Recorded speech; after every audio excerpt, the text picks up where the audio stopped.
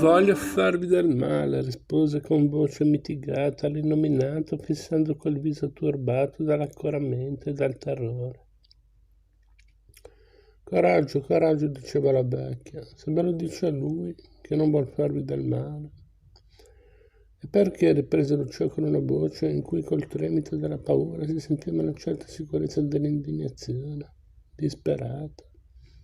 Perché mi fa patire le pene dell'inferno? Cosa le ho fatto io? M'hanno forse maltrattata, parlata. Ho maltrattata, m'hanno presa a tradimento, per forza. Perché? Perché m'hanno presa? Perché sono qui? Dove sono? Sono una povera creatura. Cosa le ho fatto? In nome di Dio. Dio, Dio, interruppe l'innominato, sempre Dio. Coloro che non possono difendersi da sé, che non hanno la forza.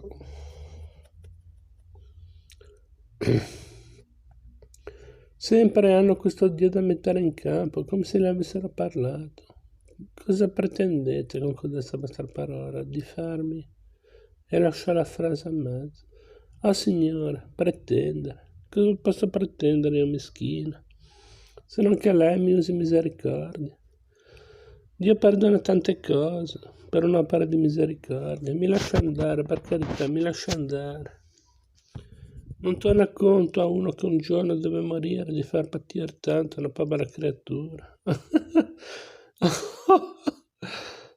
Oh, lei che può comandare. Dica che mi lasciano andare. M'hanno portata qui con la... M'hanno portata qui per forza.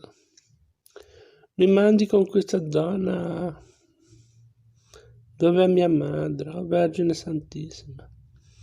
Mia madre, per carità, mia madre, forse non è lontana di qui. Ho venduto i miei monti, perché lei mi fa patire, mi faccia condurre in una chiesa. Pregherò per lei tutta la mia vita. Cosa le costa dire una parola? Oh, ecco, vedo che si muove con passione.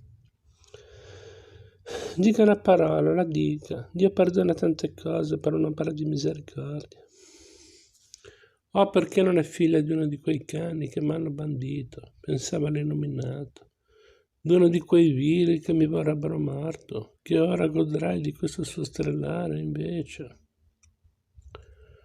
Non mi scacci una buona ispirazione, proseguiva fervidamente Lucia, rianimata dal vedere una certa aria di esitazione nel viso e nel contegno del suo tiranno. Se lei non mi fa questa carità, me la farà il Signore. Mi farà morire e per me sarà finito, ma lei? Forse un giorno anche lei, ma no, no. Pregherò sempre io il Signore che la preservi da ogni male. Cosa le costa dire una parola? Se provasse lei a patire queste pene. Via, fatevi coraggio, interruppe l'illuminato, con una dolcezza che fece strasecolare la vecchia. Ho fatto nessun male, un po' minacciata. Oh no, vedo che lei ha un buon cuore e che sente pietà di questa povera creatura. Ho una buona notizia da darvi, abbiamo sconfitto la morte. Se lei volesse, potrebbe farmi paura più di tutti gli altri. Potrebbe farmi morire, invece mi ha un po' allargato il cuore. Dio gliene renderà merito. Compia l'opera di misericordia, mi liberi, mi liberi. Domattina, oh, mi liberi ora, subito. Domattina ci rivedremo, vi dico. Via, intanto fatevi coraggio. Riposate, riposate. Dovete aver bisogno di mangiare, ora ve ne porteranno. No, no, io muoio se qualcuno entra qui, io muoio. Mi conduca là in chiesa, quei passi Dio glieli conterà. Verrà una donna a portarvi da mangiare, disse l'illuminato, e Detalo rimase stupito anche lui che gli fosse venuto in mente un tale ripiego e che gli fosse nato il bisogno di cercarne uno per assicurare una donnicciola. E tu, riprese poi subito voltandosi alla vecchia, falle coraggio che mangi, mettila a dormire in questo letto, e se ti vuole in compagnia bene, altrimenti tu puoi ben dormire una notte in terra.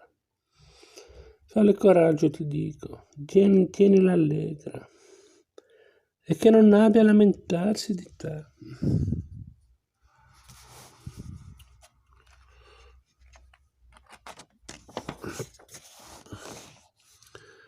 Così detto si mosse rapidamente verso l'uscio. Lucia si alzò e corse per attenerlo e rinnovare la sua preghiera, ma era sparito. Il voto. Lucia torna a rannicchiarsi in un cantuccio singhiozzando e rifiuta il cibo portato alle donne. La vecchia la invita a cenare e a coricarsi, ma ogni suo tentativo è inutile. La giovane è troppo agitata per sentire la fame e il freddo. Così la vecchia, dopo aver mangiato avidamente quei bocconi succulenti, si mette sotto le coperte dicendo a Lucia: siete voi che non volete, non state poi a dirle domani che io non vi ho fatto coraggio. Dopo essersi assicurata che la porta sia ben chiusa, la povera ragazza dice: ma il Signore lo sa che ci sono. E resta immobile in quel cantuccio, tutta in un gomitolo, con le ginocchia alzate, con le mani appoggiate sulle ginocchia e col viso nascosto nelle mani. Il suo non è sonno né veglia, ma una rapida successione, una torbida vicenda di pensieri, di immaginazioni, di spaventi. Dopo qualche tempo di dormiveglia, Lucia riprende perfetta conoscenza del suo stato. Si vede rinchiusa in una prigione, mentre la vecchia russa lentamente alla lucerna dagli ultimi guizzi prima di spegnersi. Infelice e vinta da un tale affanno che desidera morire. Si ricorda però che può trovare un rifugio nella preghiera. Prende allora la sua corona del rosario e di mano in mano che pronuncia le sue invocazioni con le labbra tremanti, sente rinascere in sé una fiducia indeterminata. Ed ecco che le balena l'idea di accompagnare le orazioni con un'offerta, con un sacrificio. Postasi in ginocchio, chiede l'aiuto della Madonna e le promette in cambio di rinunciare a ciò che ha di più caro, al suo amore per Renzo. O Vergine Santissima, voi qui mi sono raccomandata tante volte e che tante volte mi avete consolata, voi che avete patito tanti dolori e siete ora tanto gloriosa e avete fatto tanti miracoli per i poveri tribolati. Aiutatemi, fatemi uscire da questo pericolo, fatemi tornare salva con mia madre, o Madre del Signore, e fa voto a voi di rimanere vergine, rinuncio per sempre a quel mio poveretto, per non essere mai d'altri che vostra. Proferite queste parole, si mette la corona intorno al collo, quasi a consacrazione della nuova milizia a cui sei iscritta, e verso l'alba si addormenta ad un sonno perfetto e continuo, col nome della sua protettrice, tronco tra le labbra. La notte dell'innominato. In quello stesso castello c'è però qualcuno che non riesce a dormire. Alla notte di Lucia, confortata dalla preghiera e dalla buona coscienza, fa riscontro quella dell'innominato, tormentata dai rimorsi e dalla disperazione. Egli è ossessionato dall'immagine di Lucia ed invano cerca di convincersi che non bisogna dare retta agli strilli e alle lacrime delle donne.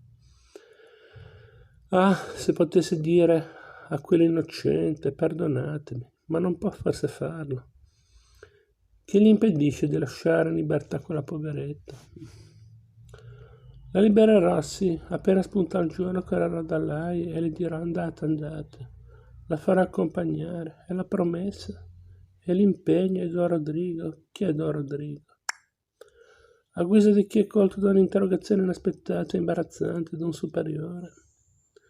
L'innominato pensò subito a rispondere a questa che si era fatta lui stesso, o piuttosto a quel nuovo lui, che cresciuto terribilmente a un tratto sorgeva come a giudicare l'antico. Andava dunque cercando le ragioni per cui, prima quasi d'essere pregato, si era potuto risolvere a prendere l'impegno di far tanto patire, senza odio, senza timore, un'infelice sconosciuta per servire colui, ma non che riuscisse a trovare ragioni che in quel momento gli paressero buone a scusare il fatto, non sapeva quasi spiegare a se stesso come ci si fosse indotto. Quel volere, piuttosto che una deliberazione, era stato un movimento istantaneo dell'anima.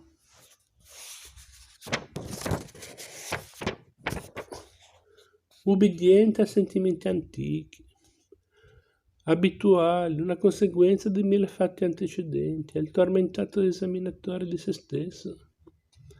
Per rendersi ragione d'un sol fatto si trova ingolfato nell'esame di tutta la sua vita.